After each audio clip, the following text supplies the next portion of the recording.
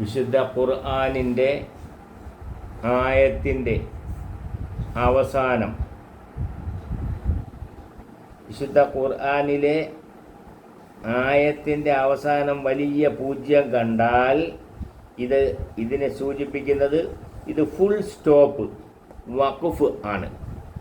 വഖഫ് എന്ന് പറഞ്ഞാൽ ഒരു വലിയ വാചകം, ഒരു സെൻറ്റൻസ് അവിടെ പൂർത്തീകരിച്ചിരിക്കുന്നു എന്നതിൻ്റെ വ്യക്തമായ ഒരു തെളിവാണിത്. അങ്ങനെ കണ്ടാൽ ആയത്തിൻ്റെ അവസാനം ഖരീബൻ എന്ന് കണ്ടാൽ നാം എങ്ങനെ വായിക്കണം?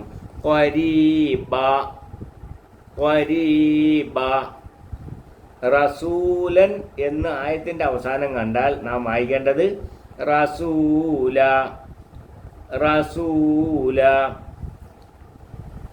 സഈറൻ എന്ന് കണ്ടാൽ നാം വായിക്കേണ്ടത് സഈറ സഈറ. ജഹൂലൻ എന്ന് കണ്ടാൽ നാം വായിക്കേണ്ടത് ജഹൂല ജഹൂല. സഈറ ജഹൂല. ഫിറാറൻ എന്ന് എഴുതിയേക്കുന്നതായിട്ട് കണ്ടാൽ, ആയത്തിൻ്റെ അവസാനം ഫിറാറൻ എന്ന് എഴുതിയേക്കുന്നതായിട്ട് കണ്ടാൽ നാം അവിടെ വായിക്കേണ്ടത് ഫിറാറ ഫിറാറ. ആയത്തിൻ്റെ അവസാനം ഷഹീദൻ എന്ന് എഴുതിയേക്കുന്നതായിട്ട് കണ്ടാൽ നാം പറയേണ്ടത് ഷഹീദ ഷഹീദ. ഫിറാറ ഷഹീദ. ഖരീബ ഖരീബ ഖരീബ. റസൂല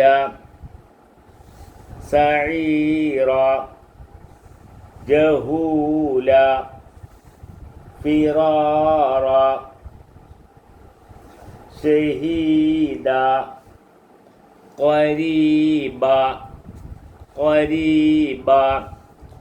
റസൂല സഈറ ജഹൂല. ഫിറാറ ഷഹീദ. ഒരു പ്രാവശ്യം കൂടി വായിച്ചു. ഖരീബ റസൂല സഈറ ജഹൂല. ഫിറാറ ഷഹീദ. ഇനിയും മനസ്സിലാകാത്തവർ വീണ്ടും വീഡിയോ കാണുക, മനസ്സിലാക്കുക. ആദ്യമായിട്ടാണ് എൻ്റെ ഈ വീഡിയോ കാണുന്നതെങ്കിൽ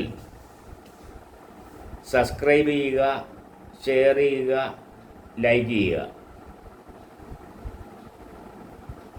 ഒട്ടും മനസ്സിലാകാത്തവർക്ക്